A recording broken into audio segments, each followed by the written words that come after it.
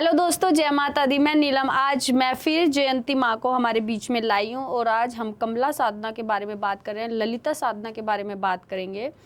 जयंती माँ, स्वागत आपका हमारे पॉडकास्ट में। जय श्री महाकाल, ओम नमो Narayan. Neelam ji, thank you so much मुझे फिर से बुलाने के लिए। ये तो मेरा सौभाग्य है कि आप बार बार आ रही हैं। साधु संत हर जगह नहीं आते। कहते हैं कि जिस स्थान पर साधु संत आते हैं और अर्धनारीश्वर आ जाए तो उस जगह को कोई गिराने वाला पैदा ही नहीं होता। जो भगवत इच्छा, हाँ, जो भी होता है माँ भगवती की इच्छा से ही होता है। तो शायद माँ चाह रही थी मैं आऊँ। हाँ, शायद इसीलिए। जयंती माँ, सबसे पहला सवाल मेरा ये रहेगा, जैसे आपके बारे में तो सब जान ही चुके हैं। हाँ, तो एक सवाल ये रहेगा कि आप टाइम मैनेजमेंट कैसे करते हैं? इतना सब कुछ, पूजा भी करना, पाठ भी करना, फिर आप एक अच्छी जॉब पर भी हैं और फिर आप किन्नर अखाड़े की महामंडलेश्वर भी हैं। वहाँ के भी बहुत सारे काम होते हैं क्योंकि किन्नर अखाड़ा हमेशा हाईलाइट रहता है। तो कैसे आप टाइम मैनेजमेंट करती हैं? एक चीज़ मैंने सीखी है, मतलब मैंने खुद एक्सपीरियंस करी है नीलम। अगर आप गौर करो और अगर आप अच्छे से टाइम मैनेजमेंट कर पाओ तो आप अपने काम को पूरा करते हुए एक दूसरा काम भी कर सकते हो। फॉर एग्जाम्पल 8 घंटे की आपकी जॉब है, ठीक है, 8 घंटे की जॉब करके भी आप एक्स्ट्रा 8 घंटे पे कोई और काम कर सकते हो, है ना। और बाकी का टाइम आप रेस्ट के लिए दे सकते हो, बाकी के 8 घंटे आप रेस्ट कर सकते हो। 8 घंटे भी बहुत ज़्यादा होते हैं रेस्ट के लिए। तो अगर आप सही से टाइम मैनेज करोगे ना तो अपना काम करते हुए भी आप कुछ और काम कर सकते हो।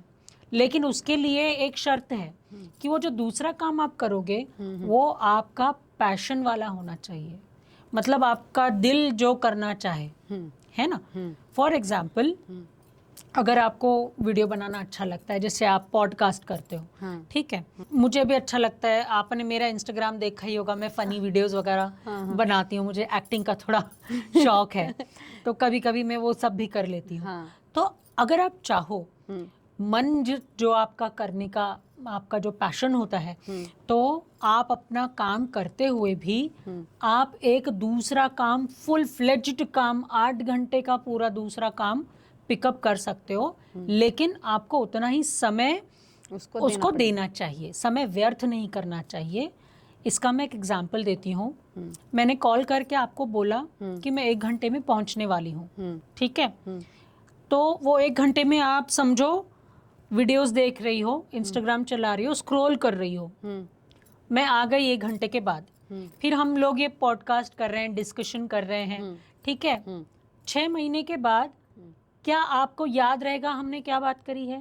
रहेगा ना।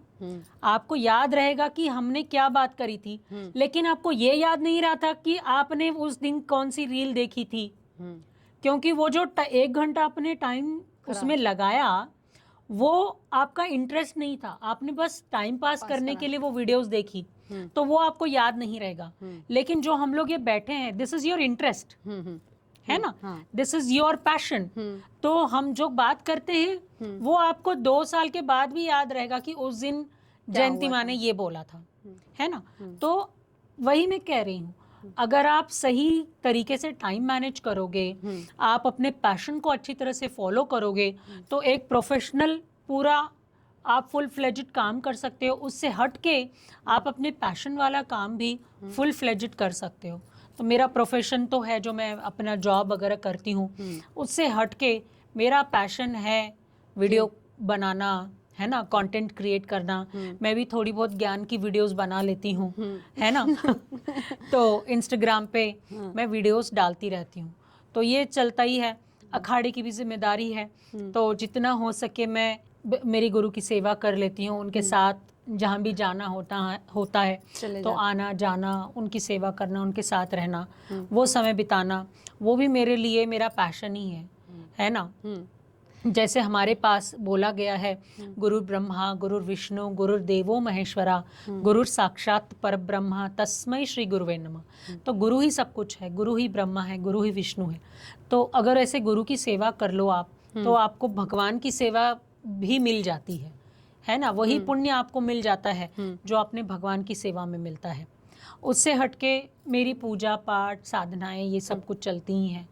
तो टाइम मैनेजमेंट अगर आप सही से करो तो आप पॉसिबल है कि आप 2 जॉब कर सकते हो। अब मैं 2 जॉब करने के लिए किसी को एनकरेज नहीं कर रही हूँ, अपने शरीर को स्ट्रेस ना दें, लेकिन वो दूसरा जॉब आपके पैशन वाला होना चाहिए, जिसमें तब आपको स्ट्रेस भी नहीं होगा। फॉर एग्जाम्पल, अब आप काम कर रहे हो, यार एक ब्रेक ले लेते हैं, थक जाते हैं तो बोलते हैं ब्रेक ले लेते हैं, हाँ। ब्रेक में हम कुछ और भी कर लेने लग जाते हैं, लेकिन change of work is change of mood, है ना।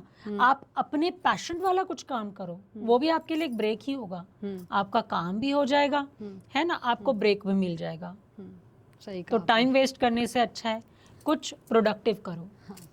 मैं एक जो मेरा सबसे इंटरेस्टिंग सवाल है, किन्नर अखाड़ा हाईलाइट रहने का इतना वो क्या है कि कभी ममता कुलकर्णी, कभी कोई वहाँ महामंडलेश्वर की पदवी लेने जा रहा है, किन्नर अखाड़ा इतना हाईलाइट कैसे रहता है? ये हमको तो बहुत सालों पहले भगवान राम ने ही आशीर्वाद दिया था कि कलयुग में तो तुम्हारा परचम लहराएगा। हाँ। अब जो ये बिल आया है, ट्रांस बिल, ट्रांसजेंडर बिल, इसने और परचम लहरा दिया। उसने तो और हमको हाईलाइट कर दिया है।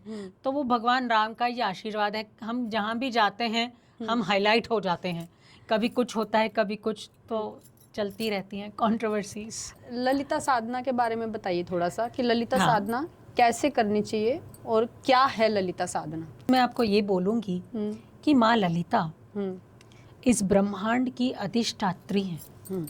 अगर आप माँ ललिता की फोटो देखोगे ना, गूगल में ही आप टाइप कर लो माँ ललिता त्रिपुर सुंदरी, तो उसमें आपको पिक्चर्स मिल जाएंगे। उनके चरणों में ब्रह्मा विष्णु महेश बैठे हुए हैं, सारे देवता उनके चरणों में बैठे हुए हैं, ठीक है।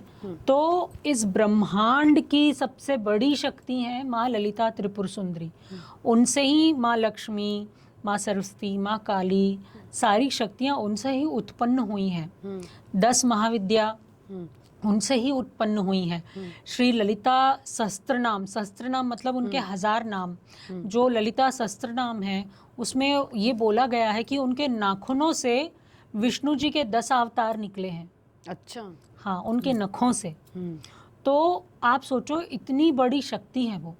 तो जो श्री साधना है, श्री विद्या जिसको बोलते हैं, वो सबसे बड़ी साधना होती है, ठीक है। एक काली कुल होती है, एक श्री कुल होता है, श्री विद्या होता है। हाँ। तो ये श्री विद्या जो है वो द ग्रेटेस्ट सुप्रीम पावर है ललिता माँ, ठीक है। और मेरा ये मानना है कि नीचे वालों के पैर पकड़ने से अच्छा है ऊपर वाले के पैर पकड़ लो। तो मैंने ऊपर वाली के पैर पकड़ लिए हैं माँ ललिता के। तो अब नीचे वालों को पकड़ने की जरूरत आवश्यकता ही नहीं है, वो आपको किसी और के पैर पकड़ने देगी ही नहीं। माँ कालका हमारी दिल्ली वाली, वो तो मेरे जीवन में पहले से थी ही, लेकिन पिछली बार जब मैं आई थी तभी शायद मैंने ये टॉपिक छेड़ा था कि मैं ललिता साधना की तरफ जाने वाली हूँ। तो उस टाइम को भी काफ़ी टाइम हो गया है अब मुझे ललिता साधना करते हुए। मैं कर रही हूँ और मैं मेरे शिष्यों को ललिता साधना दे भी रही हूँ। तो पूरे नहीं, कुछ बच्चे जो इंटरेस्टेड थे उन्होंने मुझसे बोला कि माँ हमें भी करना है। तो मैंने इस जो अपनी चैत्र नवरात्रि गई है उसमें माँ ललिता की ही साधना बच्चों को दी थी। 1.25 लाख जाप का मैंने बच्चों को साधना दी थी। मेरे कुछ बच्चों ने बहुत ही अद्भुत तरीके से उस साधना को कंप्लीट किया है। जो माँ ललिता त्रिपुर सुंदरी है, जो माँ का सहस्त्र नाम है, ठीक है, उन सहस्त्र नामों में आपको मैं माँ की ग्रेटनेस बताती हूँ, है ना। जो ललिता सहस्त्र नाम है उनके 1000 नाम है। हाँ हाँ, सहस्त्र तो 1000 हो गया। अगर 1000 नामों में सबसे पहला नाम क्या होगा? ऐसा नाम होगा जो उनकी पहचान बताता हो, है ना। उनके बारे में सब कुछ बताने वाला ही सबसे पहला नाम होगा। बाकी नाम तो और भी हैं, लेकिन पहला नाम तो वही होगा जो उनकी पहचान दिखाए, उनकी आइडेंटिटी दिखाए। तो उन सहस्त्र नाम में सबसे पहला नाम है श्री माता। अच्छा, श्री लग गया। माता, श्री महाराज्ञी, श्रीमत् सिंहासनेश्वरी, चित्तग्निकुंड संभूता, देव कार्य समुद्यता। तो उनका पहला नाम है श्री माता। माता मतलब माँ। तो एक कहावत है, अगर समुंदर को स्याही बना दें, है ना, और इस ब्रह्मांड को कलम बना दें, तो भी आप माँ का व्याख्यान नहीं कर सकते। इतनी माँ शब्द का आप एक्सप्लेनेशन ही नहीं दे सकते, तो जिन माँ ललिता त्रिपुर सुंदरी का पहला नाम ही माँ है, तो वो माँ अपने बच्चों का कैसे पालन करती होगी? वही प्रकृति है। मुझे एक बात बताओ, आप कई लोगों के घरों में बच्चे ये होते होंगे ना, पेट्स होते होंगे, कुत्ते बिल्लियां होती हैं, ठीक है। आप देखो जो माँ होती है, एक बिल्ली ने अगर बच्चे दिए हैं, ठीक है, उसका चूहा पकड़ने का अंदाज अलग होता है, उसी मुंह से चूहा पकड़ती है, लेकिन जब वो उसी मुंह से अपने बच्चों को उठाती है, तो ये उस बिल्ली को कौन सिखाता है? क्या कोई ट्रेनिंग मिलती है? नहीं, वो उसका मातृत्व है, ममता, ये नेचर में है ना। हाँ। तो ये माँ शब्द जो माँ ललिता त्रिपुर सुंदरी का सबसे पहला नाम ही है, तो वो उतनी ममतामयी है। माँ प्रकृति ही माँ ललिता है, सब कुछ माँ ललिता है, तो उनका पहला ही जो नाम है उसी का ज़्यादा साधना वगैरह होती है। जैसे आपने सुना होगा, मैं ज़्यादातर अब आजकल मैंने ये बोलना शुरू कर दिया है, श्री मात्रे नमः, श्री मात्रे नमः, श्री मात्रे नमः। ये मैं भी हरदम जाप करती रहती हूँ, तो ये उनका मंत्र है, पहले ही नाम का है। ये है माँ ललिता त्रिपुर सुंदरी की खासियत, और ये है श्री ललिता साधना पीठम का रहस्य। जब मुझे पता चला माँ ललिता के बारे में, वैसे तो मैं साउथ से हूँ, है ना, साउथ में ललिता सहस्त्रनाम और अपने क्या कहते हैं, श्री सूक्तम, हाँ, श्री सूक्त, पुरुष सूक्तम, कनकधारा स्तोत्रम, है ना, अपने क्या बोलते हैं, सुप्रभातम, ठीक है, ये सब नॉर्मल चीज़ें हैं, हर घर में हर सुबह शाम हर दम ये चलते ही रहते हैं। तो बचपन से मैंने सुना ही है इन चीज़ों को। यहाँ आने के बाद थोड़ा मैं कालका माँ की भक्ति में लग गई थी, अदरवाइज ललिता माँ, महालक्ष्मी, माँ त्रिपुर सुंदरी, ये तो पहले से ही मेरे जीवन में बचपन से ही हैं। माता ललिता में और लक्ष्मी माँ में क्या अंतर है? अंतर है, महालक्ष्मी उन्हीं का अंश है, लेकिन माँ ललिता तो सुप्रीम पावर है, सबसे बड़ी हैं वो, अच्छा, है ना। उनके चरणों में तो ब्रह्मा विष्णु महेश तक बैठे होते हैं। जो श्रीयंत्र होता है वो 11 अंतस्त का होता है, मतलब 11 फ्लोर्स होते हैं श्रीयंत्र में, जो एक एक फ्लोर होता है यंत्र का, सबसे ऊपर माँ बैठी हुई होती हैं। तो 11 अंतस्त के रथ पे वो श्रीयंत्र जो है वो उनका नगर होता है, ठीक है। तो सबसे ऊपर माँ बैठती हैं, तो वो 11वें फ्लोर के ऊपर बैठ के महारानी, है ना, यंत्र के ऊपर वो विचरती हैं इस ब्रह्मांड में। कोई भी इनकी साधना करेगा तो उन्हें वो 11 फ्लोरों को पार करना है, हाँ, और बहुत जो टफ होगा, बिना गुरु के संभव नहीं है। आपने गले में भी लक्ष्मी यंत्र पहना है, हाँ, एक बार दिखाओ ना कैमरा में। तो क्या आपने इसको जागृत करा था? हाँ, ये सुमेरु यंत्र है, तो ये भी सिद्ध किया हुआ है। अगर कोई आपसे लेना चाहे तो आप उसे दे सकते हैं। मैंने जो श्री साधना पीठम बनाया है, श्री ललिता साधना पीठम जो मैंने बनाया है, अभी रजिस्टर्ड नहीं है, बहुत जल्दी रजिस्टर करवा लूँगी। वो अभी मैंने इनिशिएट किया है वो प्रोसेस, अच्छा, वो प्रोसेस शुरू हो गया है, तो रजिस्टर्ड करवाना है मुझे। तो वहाँ पे मैं ये माँ की साधनाएं, माँ की पूजा पाठ लोगों को दिखा रही हूँ, माँ की तरफ लोगों को ले जाने की कोशिश कर रही हूँ, ठीक है। और जो श्रीयंत्र है उसको हम साध के, मतलब उसको एक्टिवेट करवा के, उसको सिद्ध करवा के हम लोगों को देते हैं। श्रीयंत्र माँ ललिता त्रिपुर सुंदरी का एकदम प्रिय यंत्र है ना। माँ भगवती तक पहुंचने के 3 रास्ते हैं, तंत्र, मंत्र और यंत्र, ठीक है। तंत्र और मंत्र इसका तो खूब प्रचलन है ना, लेकिन यंत्र भी उतना ही आवश्यक होता है माँ तक पहुंचने के लिए।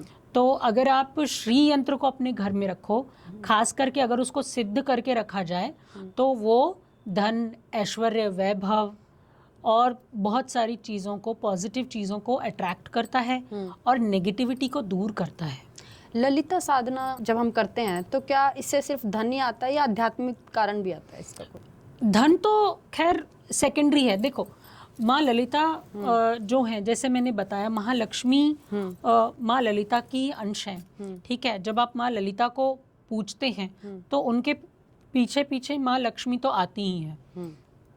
महालक्ष्मी तो ऐश्वर्य का स्वरूप है, तो धन ऐश्वर्य सब कुछ तो पार्ट है उसका, सेकेंडरी है, लेकिन प्राइमरी आप भक्ति में चले जाते हो, है ना।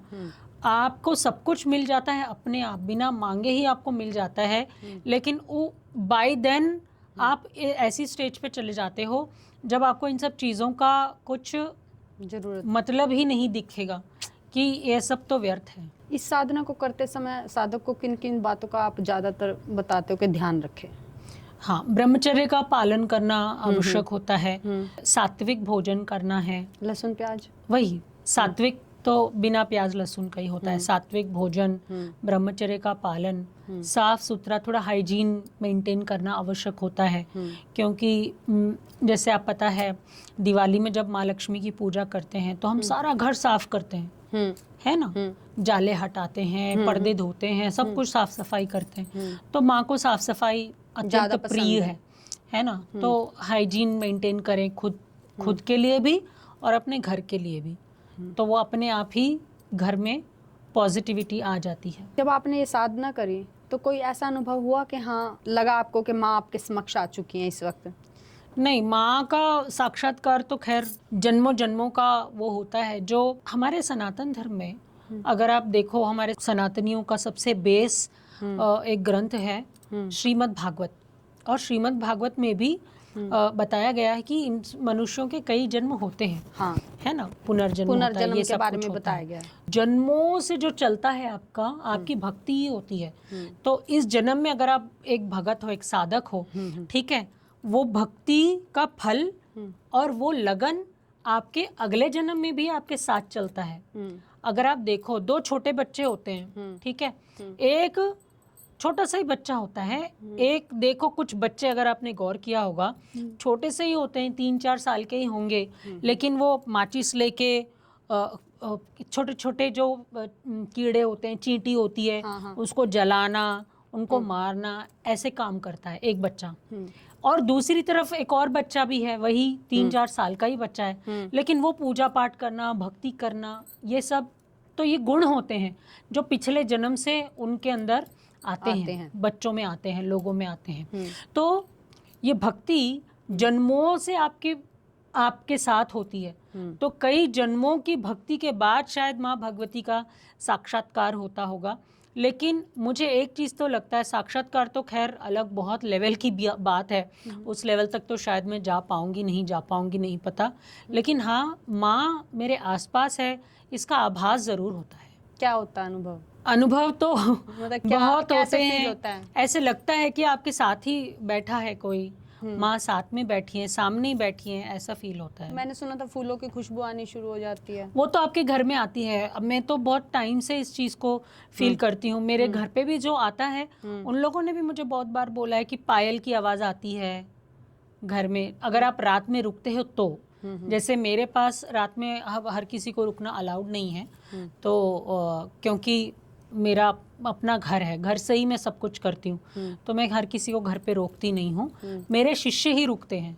तो मुझे कई बार मेरे दोस्त, मेरे शिष्य लोग, उन लोगों ने बोला है कि घर में से पायल की आवाज़ आना, गुलाब के इत्र की खुशबू आना, है ना, और अचानक से कहीं से भी अचानक से खुशबू आ जाती है। ऐसा लगता है यहीं अभी कोई मेरे पास से ही गुजरा है, ऐसे दिखता है। जैसे बेडरूम में बैठे हो, ऐसा लगता है हॉल में कोई गया। तो ये सारे अनुभव होते हैं। ललिता साधना है, क्या कभी अमीर लोग इसका प्रयोग करते हैं? करते हैं। देखो, अगर कोई ज़्यादा अमीर भी नहीं है, अगर वो ललिता साधना करेगा तो धीरे धीरे माँ ललिता की कृपा से वो अमीर ज़रूर हो जाएगा। और जब हो जाएगा उसके बाद भी वो लोग करते ही हैं, रेगुलर करते रहते हैं। साउथ में तो बहुत है, और आप तो जानते हो साउथ में कितना सोना है, बहुत गोल्ड है साउथ वालों के पास। पता है और मुझे। साउथ में यही ज्यादा है, ललिता साधना ही है ज्यादा। जैसे कहते हैं कि माँ काली की साधना बिना गुरु के नहीं करनी चाहिए। और अभी मैं किसी का पॉडकास्ट करके आई थी, उन्होंने काली मंदिर की स्थापना भी कर रखी है, गुरु वीरू। वो कहते हैं कि मैं बिना गुरु के ही काली चला रहा हूँ, बिना गुरु के गद्दी लगा रहा हूँ। तो ये बड़ी अद्भुत बात थी मेरे लिए। हाँ। तो क्या ललिता साधना भी, जैसे और साधु संत कहते हैं, क्या बिना गुरु के संभव है ललिता साधना? नहीं, नहीं। इवन साधना कोई भी हो, देखो साधना का क्या मतलब है नीलम, सिद्धि या साधना, सिद्ध मतलब सिद्ध करना, मतलब प्रूफ करना। प्रूफ करना। जो साधना है वो आप क्या प्रूफ कर रहे हो? आपको खुद को प्रूफ करना है। अगर मैं साध रही हूँ, मैं खुद को साध रही हूँ। साधना में मैं खुद को प्रूफ कर रही हूँ कि माँ भगवती मैं तुम्हारे लायक हूँ, मुझे अपना लो, अपने चरणों में छोटी सी जगह दे दो। तो जो हम साधना करते हैं, उस साधना में हम भगवती को नहीं साध रहे। हमारी औकात ही नहीं है कि हम माँ भगवती को साध लें। वो तो स्वयं जगत हमें जननी खुद है। को साधना है, हमें खुद को प्रूफ करना है कि हम उस जगत जननी के लायक हैं, उनके चरणों में हमको छोटा सा स्थान मिल जाए, इस लायक हैं उनके चरणों में बैठने के। ये हमको माँ भगवती को प्रूफ करना है। गुरु की आवश्यकता ज़रूर होती है ललिता साधना में, बिना गुरु के नहीं कर सकते, चाहे वो कोई भी हो। काली कुल में काली साधना भी हो, श्री विद्या श्री कुल में श्री साधना भी हो, आप बिना गुरु के नहीं कर सकते। तो मैं साधने के बारे में इसीलिए बोल रही थी कि आप अगर खुद आपने सिद्धि की हुई है, अगर आप खुद को आपने सिद्ध किया है, खुद आपने साधना की है, तभी आप शिष्यों को साधना दे सकते हो, है ना। अगर एक गुरु है, मुझे एक बात बताओ, बिना गुरु के आप साधना कैसे कर सकते हो? अगर मैंने वो साधना की है तभी मैं अपने शिष्यों को दे सकती हूँ, तभी समझा सकते हो, तभी वो मेरा शिष्य कर सकता है सही तरीके से, है ना। बिना गुरु के आप कोई भी सिद्धि साधना कैसे कर सकते हो? एक हद तक, एक टाइम तक चल सकता है, लेकिन जो आध्यात्म के स्पिरिचुअल के रास्ते में एक हायर लेवल पे जाना चाहते हैं, वैसे सिचुएशन में आपको एक गुरु की आवश्यकता होती है। शुरू के स्टेज पे, इनिशियल स्टेज पे अगर आप बिना गुरु के भी चल रहे हो तो दिक्कत नहीं होती, लेकिन एक समय आता है जब आपको गुरु बनाना ही पड़ता है। अब यहाँ पे जो लोग मुझे जानते हैं, उन लोगों के मन में ये सवाल ज़रूर आएगा कि तो फिर तुम्हारा गुरु कौन है? तो फिर बताओ तुम्हारा गुरु कौन है ना। हाँ। तो श्री विद्या में हाँ मेरे गुरु हैं, साउथ के हैं, उनका नाम है नंडूरी श्रीनिवास। तो उनसे मैं ये श्री विद्या चला रही हूँ। किसी को अलग अलग साधनाएं करते हैं तो गुरु भी उन्हें अलग अलग ही चाहिए, मतलब उस टीम में दिग्गज जो साधना कर हाँ, करेक्ट। जैसे मैंने बताया, अगर आप खुद वो साधना किए हो तभी आप वो साधना अपने बच्चों को दे सकते हो, नहीं तो नहीं दे सकते। जैसे कुछ लोग होते हैं जो खुद तो नहीं करते साधना, लेकिन बच्चों को दे देते हैं, ठीक है, अपने शिष्यों को दे देते हैं, तो उसका सबसे बड़ा नेगेटिव इफेक्ट उन बच्चों पे होता है। क्योंकि आप समझ लो ये हो गया है कि आप बिना ड्राइवर के कार में बैठ गए हो, है ना। गुरु क्या होता है? आपकी कार का ड्राइवर है, आपके रथ का सारथी है गुरु, ठीक है। तो अगर आपके गुरु ने ही साधना नहीं की है और आप वो बिना उसके गुरु ने आपको दे दिया और आप कर रहे हो, तो उसमें उन बच्चों का नुकसान है। जो लोग ललिता माता के व्रत नहीं कर सकते या मंत्र नहीं कर सकते, उन्हें किस तरह से पूजा करनी चाहिए रेगुलर? नहीं कर सकते ऐसा सवाल ही नहीं है, क्योंकि उसमें कोई ब्रह्मांड का राज नहीं है। ये कोई बड़ा मुश्किल काम नहीं है, बहुत आसान है, हर कोई कर सकता है। नहीं, किसी को लगता है कि वो 1.25 लाख नहीं कर सकता मंत्र, कंटिन्यू नहीं टाइम दे सकता, टाइम टू टाइम नहीं बैठ सकता, ऑफिसेज हैं, तो मान लो अगर वो पूजा करे, जैसे कई बार ये होता है, नॉर्मल पूजा भी कर सकते हो, जरूरी नहीं है कि आपको लाखों का जाप ही करना पड़ेगा, साधना ही करनी पड़ेगी, ऐसी कोई आवश्यकता नहीं है। बस माँ को अपनाओ और उनको माँ भगवती मान के, अपनी माँ मान के चलाओ, ठीक है। उनकी थोड़ी सी सेवा होती है, वही जो धूप बत्ती जलाना, जोत जलाना, यही होता है और कुछ नहीं। कुछ नॉर्मल पूजा भी कर सकते हैं। कुछ लक्ष्मी के उपाय दोगे? यहाँ ऐसे पॉडकास्ट में ऑनलाइन तो नहीं देना चाहिए, ये गलत होता है। इवन कुछ लोग ऑनलाइन यूट्यूब पे और इंस्टाग्राम की लाइव करके वहाँ पे मंत्र भी बोलते हैं, तो नहीं बोलना चाहिए, क्योंकि जो मंत्र होता है वो कभी भी एक गुरु अपने शिष्य को कान में ही बोलते हैं, है ना। तो इस तरह से ऑनलाइन नहीं बोलना चाहिए। अगर कुछ चाहिए होगा तो जिसको भी चाहिएगा मुझसे पर्सनली कांटेक्ट कर सकते हैं। तो जयंती माँ, ललिता जयंती कब मनाई जाती है? तो हर साल का जो माघ महीना आता है, माघ महीने के शुक्ल पक्ष की जो पूर्णिमा होती है, उस पूर्णिमा को मनाया जाता है माँ ललिता का जन्मदिन या फिर उनकी जयंती कह सकते हैं। और ऐसा कहते हैं कि जो पूर्णिमा होती है, वो वाली पूर्णिमा, उस पूर्णिमा में जब चांद पूरी तरह से निकला होता है, उस चांद के नीचे बैठ के, मतलब अपनी छत पे या फिर खुले आसमान के नीचे उस चांद की चांदनी में बैठ के अगर आप माँ ललिता की साधना करते हो या फिर ललिता सहस्त्र नाम का जाप करते हो, तो उसका फल 100 गुना बढ़ जाता है। ऐसा भी है कि जो माता की साधना करें तो इससे अचानक से धन वर्षा भी हो सकती है? नहीं, धन वर्षा का जो हमारे पुराणों में होता था, जैसे एक जो कनकधारा स्तोत्रम है, तो कनकधारा स्तोत्रम प्रूफ है कि हमारे पूर्वजों ने कनकधारा स्तोत्रम पढ़ के सोने की धन की वर्षा करवाई थी। सोने के सिक्के आसमान से गिरे थे, तो धन वर्षा उसमें हुई थी। लेकिन अब जमाना बदल गया है, टाइम बदल गया है, लोग बदल गए हैं, भक्ति उस लेवल की नहीं रही, है ना। धन वर्षा नहीं, लेकिन माँ भगवती आपके धन कमाने के द्वार जरूर खोल देती है। वो 1 से 4 रास्ते बना देगी जहाँ से आपके पास पैसा आने लगेगा, है ना, आमदनी बढ़ेगी, तो आपके पास किसी चीज की कमी नहीं होगी, ये गारंटी जरूर है। जैसे माँ लक्ष्मी कहते हैं चंचल है, एक बार तो आएगी, फिर उस घर में कमी कर देती हैं, वो चली भी जाती हैं, थोड़ी सी नाराज कर दो तो। क्या माँ ललिता भी ऐसी हैं? नहीं, माँ ललिता तो सुप्रीम पावर है। तो एक छोटी सी चीज बता देती हूँ, आपने बोला था कुछ बता देना, तो एक चीज बता देती हूँ।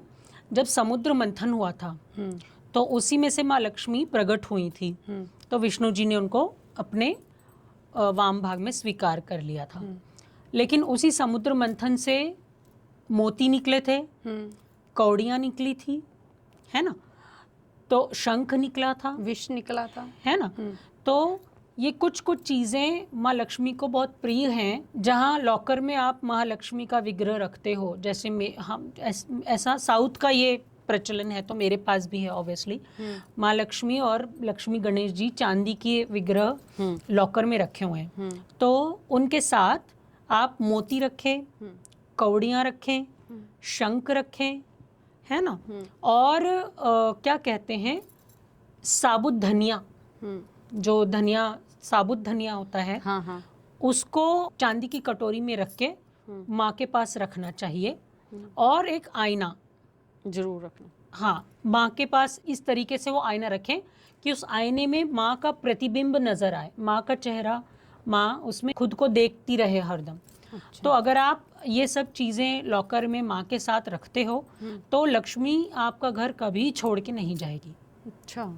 असली मोती, कौड़ी, शंख, धनिया, साबुत धनिया और आईना, ये कुछ चीज़ें हैं जो आप माँ लक्ष्मी गणपति के साथ लॉकर में रखेंगे अपने घर में, तो फिर माँ कभी भी आपका घर छोड़ के नहीं जाएगी, उल्टा वो आपके घर में और धन ऐश्वर्य को लेके ही आएगी। आजकल लोगों में रिलेशनशिप को लेकर काफ़ी सामंजस्य बना हुआ है। हाँ। आपके पास जो लोग आते हैं वो भी रिलेशनशिप से, आप मैंने सुना तो ज़्यादा आते हैं, तो आप इस पर क्या कहना चाहेंगे? आजकल दुनिया में लोग सिर्फ 2 ही चीज़ों से परेशान है, एक तो पैसा, है ना, पैसा नहीं है, आमदनी नहीं है, काम नहीं चल रहा, एक तो ये होता है। दूसरा होता है रिलेशनशिप प्रॉब्लम। तो आजकल के ज़माने की रिलेशनशिप्स ऐसी हो गई हैं, एक तो आप देखोगे लोग देर से शादी करते हैं, है ना, और शादी करते भी हैं तो कहीं ना कहीं उनके दिमाग में एक चीज़ ये रहती है कि अगर नहीं चल पाई तो डिवोर्स का ऑप्शन तो है ही। ये उनके मन में पीछे रहता है कि डिवोर्स तो ले ही सकते हैं ना। ये सोच के जब आप आगे बढ़ते हो तो ऑब्वियसली ऐसे रिश्ते टिकते नहीं हैं। और रिलेशनशिप ब्रेकअप्स का 90% कारण होता है ईगो। या तो वो लड़के में ईगो होगा या लड़की में होगा या दोनों में भी होगा। लड़की बोलेगी मैं तो कमा रही हूँ, पढ़ी लिखी हूँ, मैं तो नहीं झुकूंगी, है ना। वो तो बोलता है, लड़का बोलेगा मैं तो मर्द हूँ, मैं तो पति हूँ, मैं भी नहीं झुकूंगा। तो ये ईगो जो चीज़ आ जाती है, तो सबसे पहला कारण होता है ईगो कारण।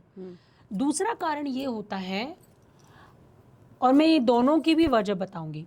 दूसरा कारण ये होता है कि शादी से पहले अगर वो किसी और के साथ इन्वॉल्व होते हैं, है ना, शादी से पहले अगर उनका कोई और पिछला रिश्ता रहा हो, तो वो उस चीज़ को भुला नहीं पाते और आगे का रिश्ता और खराब आगे का रिश्ता खराब हो जाता है, डिवोर्स तक बात चली जाती है। वर्स्ट थिंग आजकल तो आपने देखा होगा, लोग अपने पार्टनर्स का मर्डर तक करवा देते हैं। ब्लू ड्रम का केस बहुत जो हुआ था, है ना, कुल्हाड़ी से काट पत्नी दिया था ने एक अपने लड़की बॉयफ्रेंड के साथ मिलके हस्बैंड का जो करा था।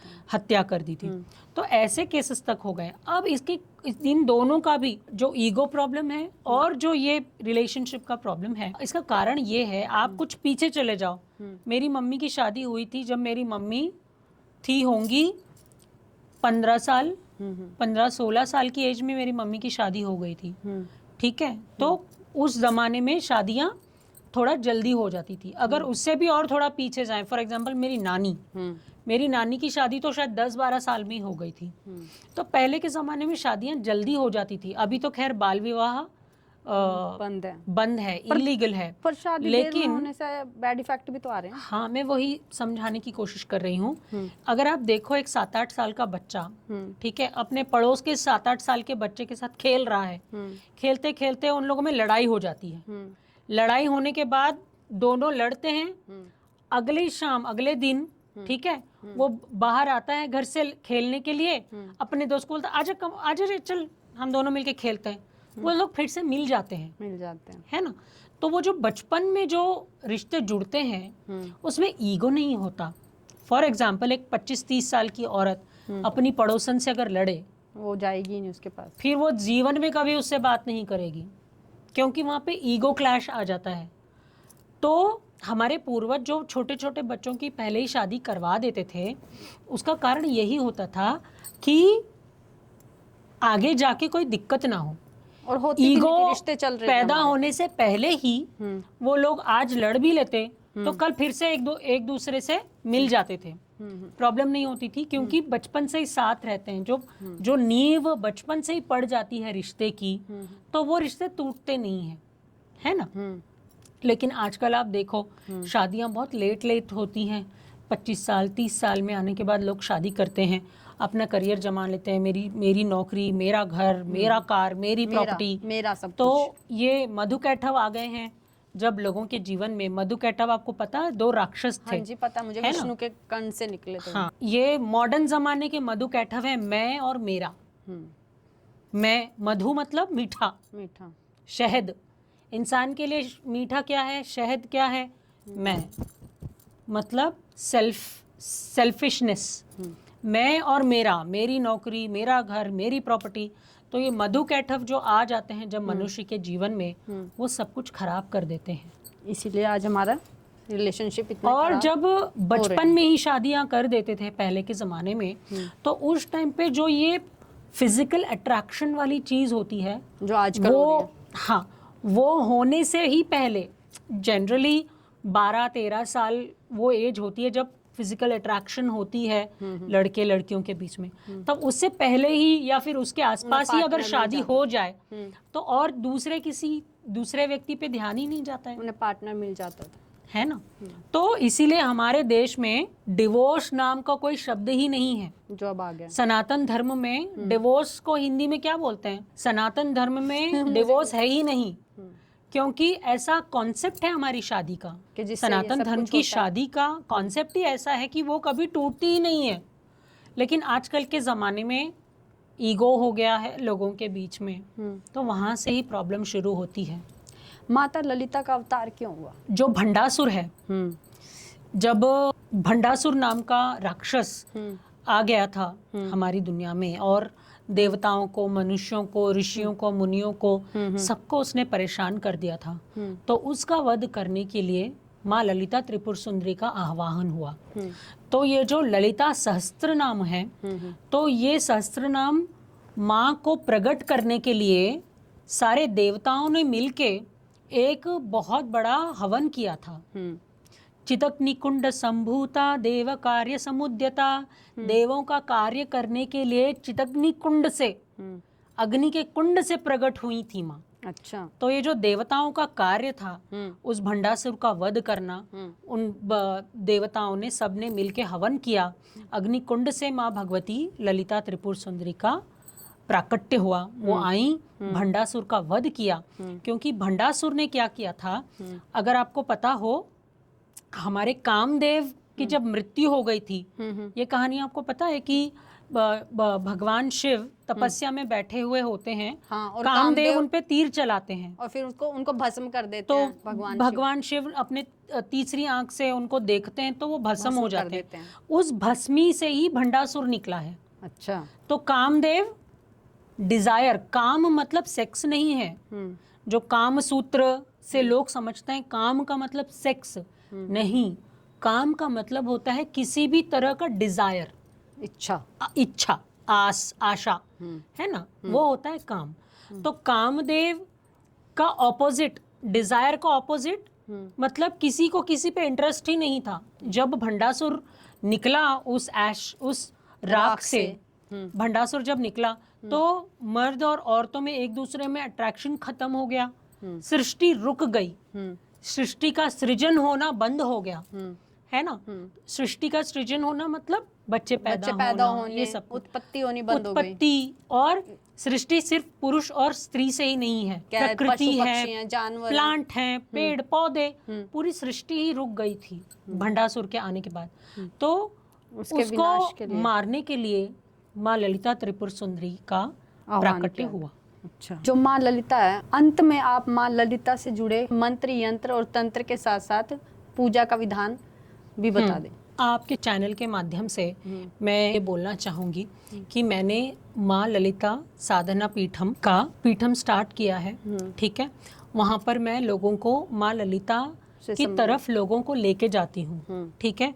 मैं एक साधक अभी नहीं हूँ, ठीक है, मेरी भी साधनाएं चल रही हैं, ठीक है, लेकिन मैं बच्चों को सिखा रही हूँ कि माँ ललिता को कैसे आप पूज सकते हो, ठीक है, कैसे उनको अपने जीवन में ला सकते हो और उनको कैसे प्रसन्न कर सकते हो, ठीक है। और उसके लिए मंत्र मतलब जाप, तंत्र मतलब विधि। तंत्र का मतलब ये ही नहीं कि जादू टोना वही तंत्र होता है। तंत्र मतलब जिसमें आप अपने तन का प्रयोग करते हो और सिद्ध कर लेते हो अपने शरीर को, वही तंत्र है। तो मंत्र, जाप, तंत्र और यंत्र भी मैं लोगों को सिद्ध करके दे रही हूँ, श्री यंत्र।